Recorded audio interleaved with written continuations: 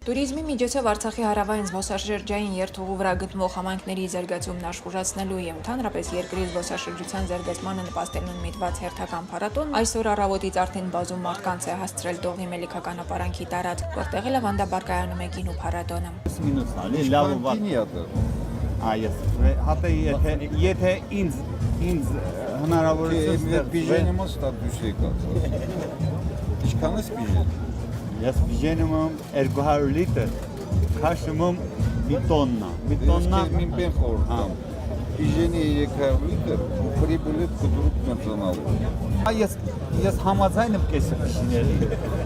որտև դա ենքան պետք է վաստացվելու, որ ես արդեն ձետը շատ լավ եմ։ Արցախյան գինեգործության ավանդույթները վերծանելու տնական միջոցառումն ամեն անգամ նորանոր գինեգործների է ասպարեզ բերում։ Արտադրողների համար նորանոր հնարավորություններ բացում գովազդվելու, իրացվելու։ Ամենամյա փառատոնի ծրագիրն իր մեջ անխախտ արարողակարգեր ունի, որոնցից է գինեգործության հնագույն եւ ինքնատիպ ծիսակատարությունը, տաշտում գինի ճզմելը, արցախյան ավանդական ուտեստների հյուրասիրությունը, արվեստի գործերի ցուցահանդես վաճառքը, Տողի Մելիքական ապարանքի հնագիտական գտածոների ցուցադրությունը եւ իհարկե գինի արտադրողների ցուցահանդես տոնավաճառը։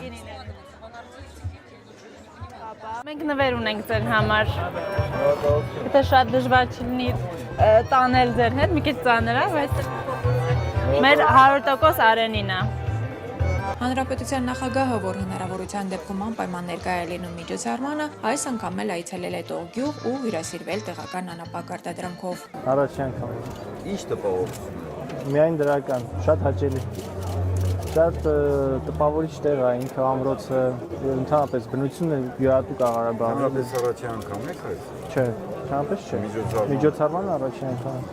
Մենք արտադրում ենք մեր այգու խաղողից գինիներ, Եղեգնաձորի, հիմնականում Արենի սորտից, օրինակ Բագրատունի կամ Նորավանք։ Քանի շիշ։ Մոտ 50,000 լիտր։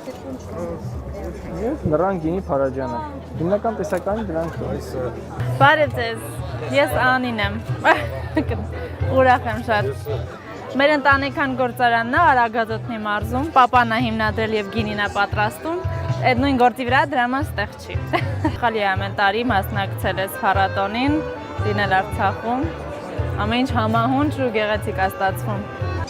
Մարդը ծանոթանում հասկանում է, որ սա մի հատ նենց փոքր աշխարհ է, որը դեռ բացահայտված չի իրենց համար։ Իրենց համար հետաքրքրություն է, ինքը խոսում է դուրսը, զարգանում է ընդհանուր տուրիզմը, ամեն ինչը։ Հայկական գինի անվանումը որպես բրենդ է բարձրանում։ Ինձ թվում է յուրաքանչյուր մարդ էստեղ եկել է, որպես արտադրող, ոչ թե ներկայացնել իրան մարքեթինգային հարթակում կամ առավել եւս